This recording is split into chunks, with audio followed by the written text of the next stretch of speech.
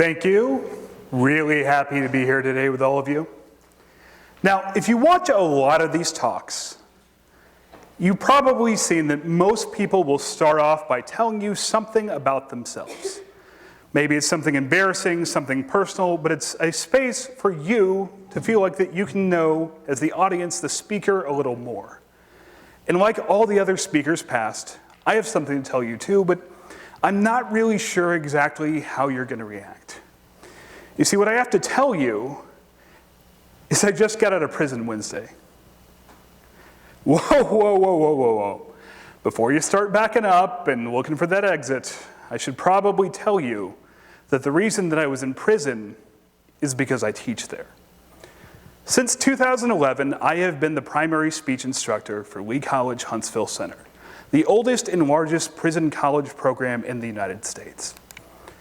Now, as a Ph.D. candidate here at Texas A&M, and a person with several degrees, I've had a lot of great teachers over the years. One of them, Dr. Jim Towns at Stephen F. Austin State University, taught me a long time ago in his book, Reverse Mentoring, that the best lessons we learn are sometimes from our students. So that's what I'm here to talk to you about today. I'm not here to tell you how tough prison is. I'm not here to tell you even how awesome it is that most students who get degrees while in prison never come back. What I'm here to tell you are some very important lessons that I learned from my students, who also happen to be convicted felons. Now, one of the things that people tell me most when I tell them what I do as a job is, aren't you afraid that something's going to happen when you're in there teaching in prison? I tell them no. Because I teach at one of very few college classrooms left in the state of Texas where my students can't legally carry guns.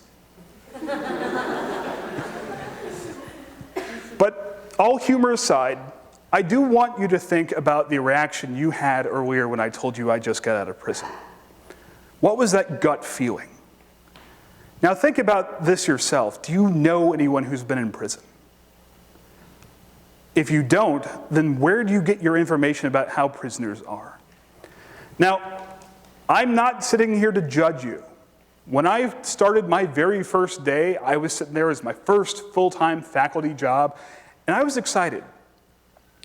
I was excited up until the point where I closed that first gate behind me, and you hear that metal on metal clank, and then you look up, and on all sides of you are metal fences with razor wire on top, and it hits you.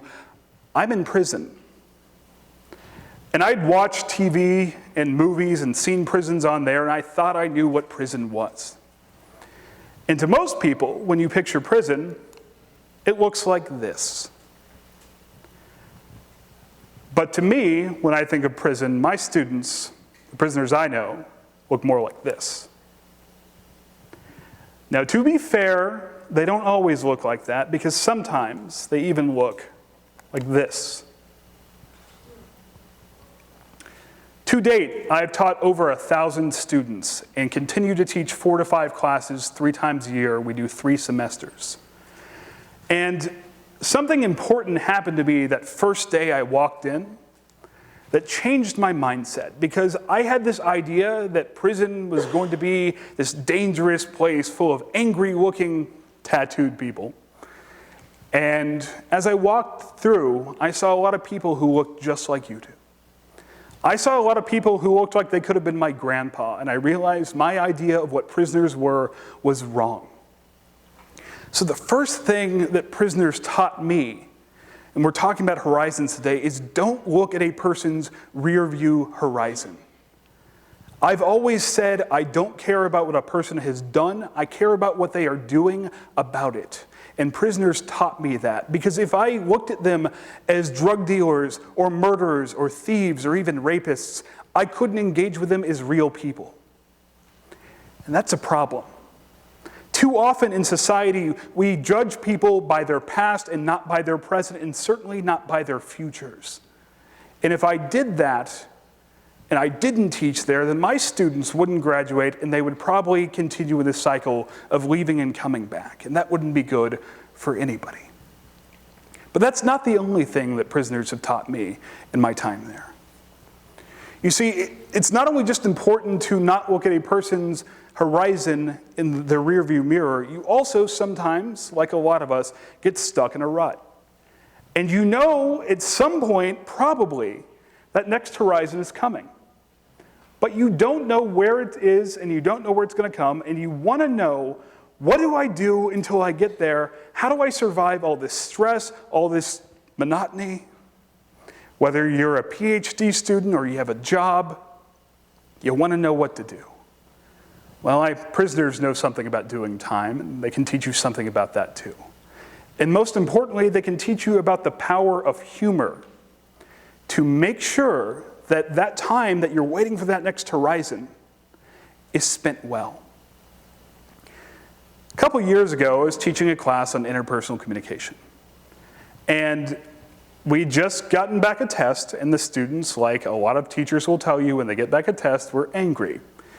And they were particularly angry over one question. And this question was true or false, said that empathy is the same thing as sympathy. That is, of course, false. The students who marked it as true protested. One of them went and grabbed the big unabridged thesaurus in the classroom and said, "See right here, it says empathy and sympathy are synonyms. We deserve the points for this." So I told him a story. You see, before I was back full-time teaching prison, I spent some time teaching high school.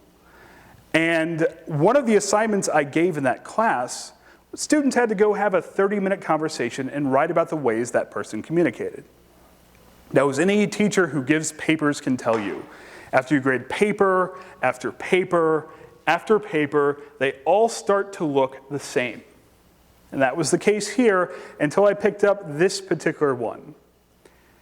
And the opening line, and I still remember this, said, "For this assignment, I engaged in intercourse with my father." And I thought, oh my, I have to report this, but I also have to grade it. So I kept reading, and as I was reading, I realized this person wasn't talking about sex, they were talking about conversation. And I sat there and tried to figure out how in the world they used intercourse this way. And then I realized, oh yeah, high school students. So I opened Microsoft Word, typed in conversation, used the thesaurus tool, and right there, next to discourse, intercourse is a synonym for conversation. So I tell them this story to explain to them that just because something is in a thesaurus doesn't mean it means the exact same thing. They laugh, semester moves on, semester ends, and I'm in the middle of the next semester, and I get my evals. Now, my students, now this is more than one of them, when answering the question, what I enjoyed most about this course, said, having intercourse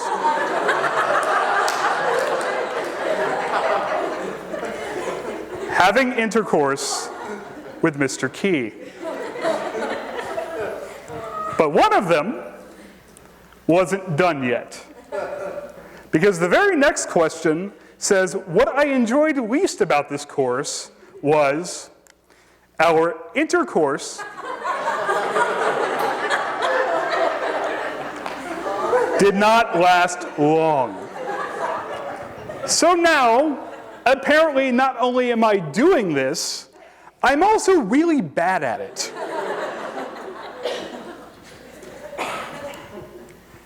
Now, one of the things people will tell me when I tell them how good prison students are is, well, of course they're good. They have nothing else to do. And I tell those people that they've watched Shawshank Redemption one too many times. Because prison is not like the movies, and this is Texas. My students wake up, just like this morning, at 2 in the morning. That's when breakfast is. Then they go to their jobs, a lot of them 8 hours a day, a lot of them hard labor. And by the time my class starts at 6 p.m., they've been up for 14 hours. And it's a 3-hour once-a-week course. Now, I want you to imagine trying to do college like that and then succeeding. They deal with a lot in prison. And if they can use humor to make their time pass quicker and enjoy life even though they have all this other going on, compare their lives to your classroom or your job. So you don't look at a person's rearview mirror, and we use humor. But one of the last and most important things that they taught me was that you never know when that next horizon is going to come. Now, you may have heard about a year and a half ago that a debate team in prison beat Harvard, and that was awesome. What you may not have heard is that there was another debate between a prison debate team and this university, Texas A&M, that happened in October. You see, after the Harvard debate, I'd wanted to start a prison debate program but kept being told no. But when that made national news, I took the opportunity, and they actually told me yes. I said, awesome. I can't do this alone. So I called up my old debate partner, Jeremy Kaufman, who's now coaching at Prairie View A&M, and I said, I want to start a debate team in prison. He said, let's do it. So we went into the Walls unit in Huntsville, Texas, and I had laid in all of my students who had ever made an A in my public speaking class. There are about 25 of them out of all 6 years I taught. And I told them, I want to start a debate team. It's extracurricular, you don't get class credit for it, and I want to debate the Aggies. If you want to be part of it, it's going to be a lot of work. If you don't, there's the door. I regretted saying that last part because half of them got up and left. 12 of them stayed. And those 12, we would come in for 3 hours a week on Fridays, and we would work with them. Now, I've coached debate for 8 years now, and I've coached a lot of national champions. I've been a national champion. But one of the things I noticed about the prisoners is that they were getting exponentially better week by week. What was happening was they were picking up skills in weeks that it took my other students months to learn. I was trying to figure out how in the world is this happening until one day, as I was walking in, a guard pulled me aside and told me a story. He said, the other day on the rec yard where everybody's out there playing basketball or doing other things, exercise, they noticed a group of inmates over by the corner. And this is suspicious because usually they don't do this, and if they are, it's something nefarious. So they walked over to investigate and realized they were having a debate round right there on the rec yard.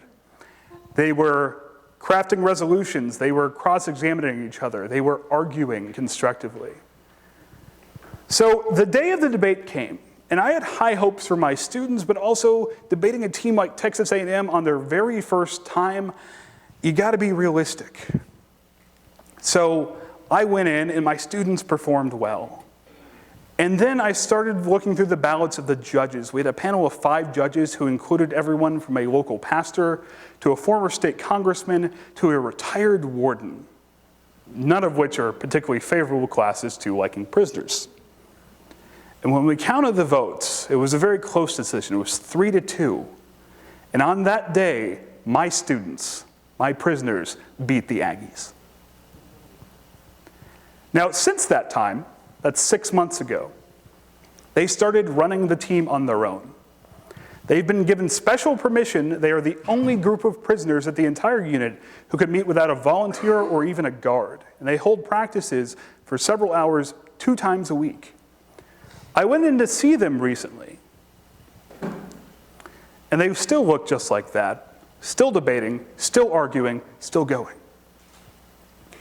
But the thing is now, some of the ones who work in craft shop who can earn a little bit of money use that money to buy timers. They've also produced their own legal pads with spaces to flow the debate rounds. I said, how in the world did you do this? And one of them, the impromptu team captain, looked at me and said, well, with our mindset, you can do anything in prison. Now, beating Texas A&M is awesome. But they never would have gotten there had they gotten up and left. And the ones who did leave, I still see sometimes when I go teach in the unit, and they always tell me that they regret that they didn't stay and debate. See, much like Schrodinger learned years and years ago, we never know what's in something until we actually look. Now, winning against A&M is an amazing thing. And if you want to watch the debate, it's on YouTube. But what you won't see on YouTube is what happened after. One of my debaters had not had any contact with his mother in 10 years. We put the debate on YouTube. Somebody saw it and shared it and said, "Hey, that's your son." And she wrote him a letter for the first time in a decade. That's awesome. What I found out when I went in there recently to talk to them was that he also heard from his daughter, who he also hadn't heard from in an equally long time. And he found out that he has a grandchild that he didn't even know existed. And even better, they're going to come visit him in July. This family is putting itself back together because this person, my student, decided, yes, I'm going to take this opportunity. They didn't see this horizon coming. I sprung this on them, and the ones who jumped at it are reaping the rewards. So what have we talked about here today? In terms of horizons, the first thing that prisoners can teach you is don't look at a person's rear view. Don't judge people by their past. Secondly, when you are stuck in a rut, in a dead-end space, humor helps keep you going. And last, that when those opportunities present themselves, jump at them, because there are all kinds of good things that you never thought were possible you can do then. Now, in closing, I want to give you something that I never, ever give any of my students, and that's extra credit. You see, before he even got the letter from his mom, that same student wrote me a letter. And he said, "It took everything I had to maintain composure on that stage when we won. I almost lost total control emotionally. We had accomplished something so difficult, something that seemed impossible to most. But you not only believed, but knew we could win. The feelings of worth, value, confidence are immeasurable. You gave that to me. I felt like a human, a person that actually mattered, after not mattering at all to anyone." My student did not need me to matter.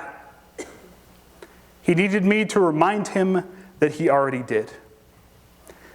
So if you forget nothing else today from what I've said, remember that wherever you are, from your past horizon to your future one, right here and right now, you matter. And remember that you learned that from a convicted felon. My name is Adam Key, and that is an idea we're sharing. Thank you.